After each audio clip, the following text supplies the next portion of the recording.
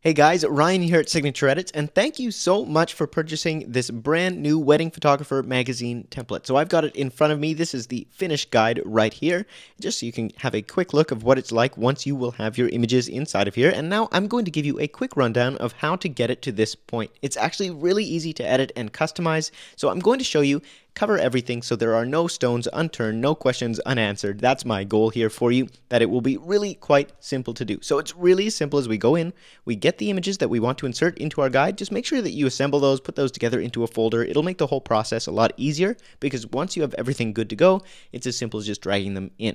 So for this example, I'm using 13 images in this guide. So if you can find yourself, 13 to 15 images, you'll be ready to go. Once you've got those and you have your guide downloaded, the first thing you'll need to make sure that you do is install the fonts. So this guide is pretty simple. It only uses the font Baskerville. So if you're on a Mac, you should already have this on your computer. If you're on a PC, however, you're going to need to download Baskerville, install that font for this template to work properly, or you're going to have to use a different font. It's up to you. We do have a free version of Baskerville, like a link. You can download the font. It's inside the PDF guide, so make sure to download that, get it installed, and then you can grab your template. And the first thing we're going to do before we start editing this is we're actually going to save it as a copy. So I'm going to save this as Ryan's Guide.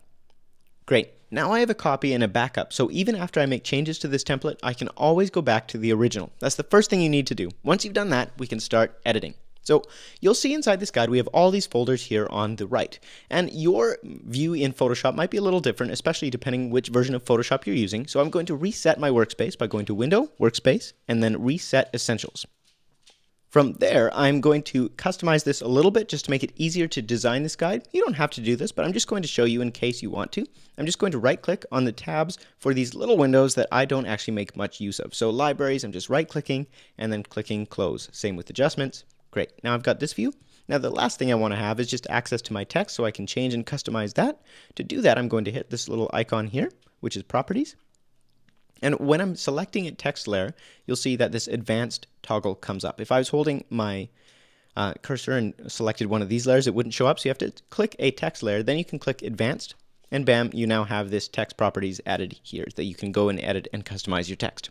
All right, so here on the right, you have all your layers, and we've organized every page of this guide into its own folder. So inside of each folder is the page that you'll be editing one at a time, and you'll just go through like this, click the eyeballs to show and hide pages. It's really as simple as that. So each page, you got to think of these as a sandwich where one covers another. So in order to edit page 2, for example, I'm going to have to hide this intro page and page 1 in order to see page 2. Same goes with to see page 5, I have to hide all the pages above it. So to open up your different pages and edit them, you just hit this little arrow icon. You can see it's now expanded, and now we have access to everything in page 1, and we can customize it. To edit text, you simply double-click inside a text box, and then we can type whatever we want. Ryan's welcome package. Great. And let's say this wasn't a wedding guide. For me, it was simply, you're cool. You can do it however you like. We simply double-click inside the text, edit our text, and then click off of the text to have that change take effect and be kind of set. Now, if we want to move around text, all we have to do is go to our Move tool up here. You can do that by pressing V or clicking this Move tool. Then drag your text wherever you want on the page. Great. Let's say I was satisfied with that. I'm actually just going to undo those changes. And now to add images, wherever it says double click to add image here, all you have to do is double click in this box. It'll open up a new tab, and we can drag our image into this new box. So I'm going to go with my image number 1 I'd picked out, and I'm going to resize it by grabbing the corner of this image and just dragging it like this. Now, depending which version of Photoshop you're using, you might find that your image drags like this, or it might get warped when you're doing that. If you're finding it's getting warped, you have to hold Shift to make sure it maintains its proportions. But unfortunately, Adobe is always updating things. So in my current version, it's not holding Shift that makes it do that. It's letting go of Shift that does that. So my keyboard shortcut is opposite of what yours might be. So just hold Shift if you need to, or don't hold Shift to make sure that your image stays in the right dimensions and doesn't get all squished. And then you're going to resize it, press Enter, and now your image has been placed. Now all we have to do is just go up to where it says File and Save, or just Command S on a Mac, Control S on a PC. You'll see it saving. And once that's done, the image has been added to our guide in that placeholder. Perfect. Now if you want to edit this image to make it more contrasty, you can hide this upper darken layer. And you can exaggerate this layer by going up to your opacity and sliding that up or down. And let's say I want it to have a little more pop. Another thing you can do is just select your layer, the image, go up to where it says Image, Adjustments, Brightness, Contrast, and we're just going to take the contrast up a little bit. Perfect. And I'll make it a little bit darker. Great, that looks good to me. Page 1 is done. So now I'd hit this eyeball, go to page 2. I'm going to actually leave this just as a matte gray in behind the testimonial, but you would do the same thing. You go in, you'd add your testimonial text, and then you would say, done. So I'd click off of this layer, just like that. You can see now the cursor is gone from this window, and I can move my text around if I wanted to. Now let's say that I wanted to make sure my text was perfectly centered on the page. What you're going to do is press Command A or Control A on a PC, then go to these tools up here. We're going to select our Move tool, go up to these tools, and select this Center little tool and this other Page Center tool. And that'll make sure that it's centered both vertically and horizontally in the page.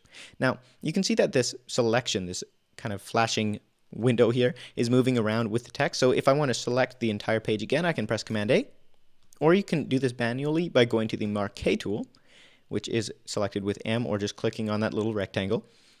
Click and drag across the entire page, press V or go to the Move tool, and then you can align your text in the center of the image, or on the right hand or the left hand, the bottom, the top, whatever you like. So that's how you move text, layers, whatever you want. If you want to center it on the image, or let's say that I wanted to center it on a different section. So if I wanted to make sure it was in the exact center of this selection, all I do is the same thing, select that area, press V or go to the Move tool, select the center, both vertically and horizontally. Perfect. Now that text is exactly where I want it in this selection. So that's how you do that, move layers around and make sure they're centered. Let's keep going, and I'll show you just a few more things here. With this image, we're going to do the same thing.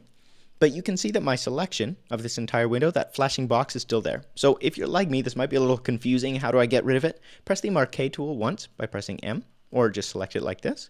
Then click anywhere off of this page. Perfect. We don't click and drag, you just click once, and that selection should go away. Then we can go back to our Move tool by clicking V, or up here on Move tool. Perfect. Now we can keep editing. So I go through, I would add my images, do the same thing, just grab the corner here, resize it, hold Shift if you need to. Perfect. Save that. Close this tab. Perfect. This image has been added. About Me section, same thing, and you just go through, customize this text to you. So we have text pre-written so that it should give you a really nice kind of foundation to start from. So you don't have to think from scratch what you want to say. You can simply go in here and say, okay, I'm a firm believer that ice cream is always a good idea. Well, you could say, I'm a firm believer that tacos are a man's best friend. You get my point. So it kind of gives you some prompts to actually start writing and get some ideas and just some conversational. If writing is something that you struggle with, this will help you a lot. Or you're free to write your own text, whatever you want. And if you're wondering how I'm zooming in and out, I'm just doing 2 fingers on the trackpad. If you're using a mouse, I believe this is just done with the scroll wheel in the center of the mouse, but you can look that up if you're having trouble. And if any of these keyboard shortcuts aren't working for you, don't stress. Unfortunately, Adobe always likes to change things between versions, and so some of my keyboard shortcuts might be different for you, but you can look those up online or by going up here to Photoshop, and they actually have the shortcuts listed. If you go up to Edit, and then we're going to look for keyboard shortcuts. So you can find those and change them and adjust them as you need. All right, so I go through, I'd edit my photos in here, insert them. Let's say I've gone through all of these different pages, edited my text, resized, and entered my different photos. It's really as simple as that. Once we've done that, we've gone through, we've edited our guide, it should look something like this. So let's say you are done your guide. You've gone through, you've customized all of this stuff. It's pretty quick, pretty simple. As long as you have pre-assembled your images and you have an idea of what your packages are going to be, this could take anywhere from 10 minutes to an hour. And then once this is done, all we need to do is export it to a PDF, right? So let me show you how to export that finished PDF. First off, we're going to delete this page, this one up here, this kind of guide, welcome, thank you. We can delete that because we don't need that in our PDF. So right-click that group. And if you ever right-click, you find it's not doing the right option, try right-clicking somewhere else. So right-click above the text layer, and we'll get totally different options. We're going to go to Delete Group. Yes, Group and Contents.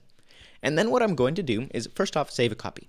So I don't want to overwrite any changes I make. I want to be able to go back and edit this guide later. So we'll call this Ryan's Export, maybe. Perfect. Now we have a backup. right-click each of these groups one at a time and go to where it says Merge Group. And you'll see that Photoshop is basically flattening that group, taking all of those layers and combining it into an image. So we're going to do this with all of our groups. It takes about 30 seconds. And once that's done, we're going to export all of these to individual JPEGs and then get Photoshop to put them together into a PDF. All right, so I've gone ahead, done that with all of these. We're going to now select all of them by selecting the top one, page 1, hold Shift, select page 16. We've selected all of these, go up to File, Export, Layers to Files. Now, depending on which version of Photoshop you're using, this option, Layers to Files, might be somewhere else. It might actually be under Automate or Scripts, so you might just have to track that down for yourself, look it up, but hopefully you can find it pretty quickly. Then select Layers to Files. We're going to select where we want these JPEGs saved to, and we'll call it Ryan's Guide Images. Perfect. You can select what you want them called, so we'll just call it Guide. Click Run. So now Photoshop is going through, saving those JPEGs one at a time. You can see it's going through, doing it way faster than you could one at a time. But if you find out you can't figure out this layers to files thing, all you have to do is just save each of these one at a time. So I would go up to File, Save As, or Shift Command Option S. I click Save, enter my title, so we'll call this page 1, save, bam. And then I would go like this, hit the eyeball, and save page 2, do the same exact thing. So even if you can't figure out that layers to files thing, you can still get this done, and it won't really take more than a couple of minutes. So once that's finished and you have your JPEGs, you can go and look at them, make sure it all worked. Here we are. So you'll see you have all of your finished pages here. But the size is a little bit big. They're a megabyte to even 2 megabytes per page. Now, that is going to make a very big guide altogether. If we put this into one PDF, it's going to wind up being, let's see, somewhere around 18 megabytes. That's way too big. So the way we can fix this is by making our images smaller. If you wanted to print this guide, we want the images and the pages to be the highest quality we can. But if we're trying to email it as a PDF, we want these to be as small as we can while keeping the quality good. So the first thing we're going to do is resize these pages. So I'm going to do this on a Mac by selecting all of them, double-clicking and opening them in Preview. Then I can select all of these in Preview by hitting Command A, Tools, Adjust Size, and we can set the width to anywhere from 1400 to 1920. Let's go with 1400 for now. Actually, because we're using landscape, I should actually do 1920. I wasn't thinking. Normally I'm working with vertical pages. So width to 1920. Hit OK. And then File, Save. So I just hit Command S, and you'll see that Preview is going ahead and saving those out. And now from 2 megabytes, we're down to 199 kilobytes. That's 10 times smaller. Now this guide is going to be, instead of 20 megabytes large, we should be somewhere closer to 3.5 megabytes. That sounds great. Now, if I wanted to make it even smaller, I'll show you a trick in a second, but if you're on a PC and you're wondering how to resize your images, the first thing I would do if I were you is just look up specific to your operating system, so whether you're on Vista or Windows 8 or Windows 10, just YouTube how to resize images using that. But if you want a really quick free tool online, just go over to Google Search, and we're going to go to Online Image Resizer. Perfect, and you can use one of these free tools, upload your images, select how large you want them to be, and export them like that. So once you've got your images resized, there's one thing we can do to make them even smaller. So we're going to go to imagecompressor.com, upload files, navigate to where you've saved those files, select all of them, and click Open. Now you'll see that they're being uploaded, and this free program is going to start compressing them and making them smaller. So we can see that here's the non-compressed image, here's the compressed one. Very, very little difference. I can't actually even see one, but it is now 30% smaller, which is great. So it's going to upload all of these images, and then once that's finished, you'll be able to download them and make your PDF using these even smaller images. So go ahead and do that. Once that's done, we're going to do our next step, which is to download them and open them up with Photoshop. So I've got my files right here. Going to go to Photoshop, go to File, Automate, PDF Presentation.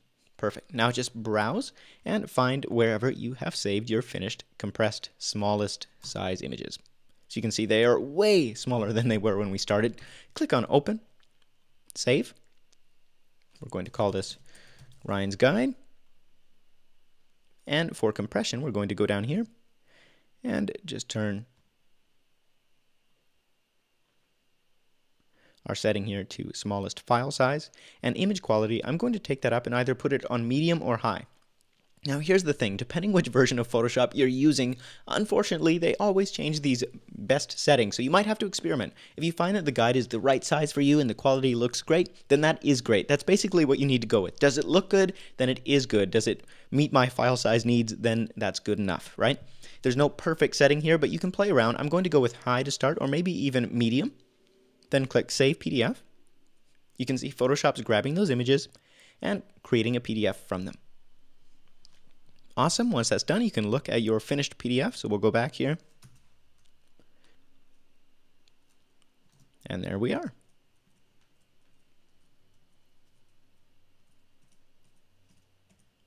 That looks good to me, and the quality is pretty good. Now, the text is maybe a little fuzzy, so I could go back and do the exact same thing. Go back into Photoshop here. File, Automate, PDF. Do the same thing, navigate to those images, grab them all. Make sure we change the order so they're in the right order. Save. We'll call this Ryan's Guide. High quality. Compression, this time we're going to set that to high. Save PDF.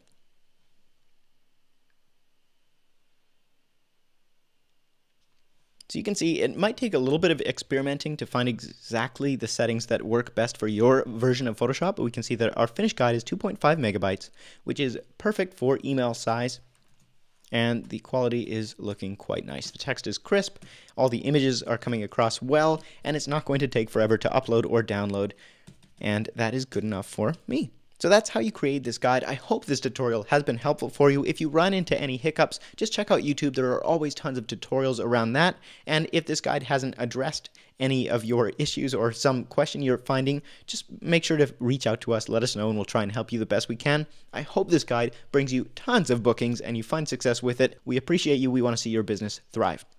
And one more thing, if you are looking for even more business resources to build your studio, get more bookings, make sure to head over to shop.signatureedits.com. That's our online store where we have lots of new templates as well as freebies. We've got free Lightroom presets, free courses, free training, and some paid training, whether you want to learn Facebook ads or SEO or email marketing or posing or travel and Instagram. We've got all sorts of stuff, so make sure to check out there if you want to take your business even further. So thanks again, and good luck.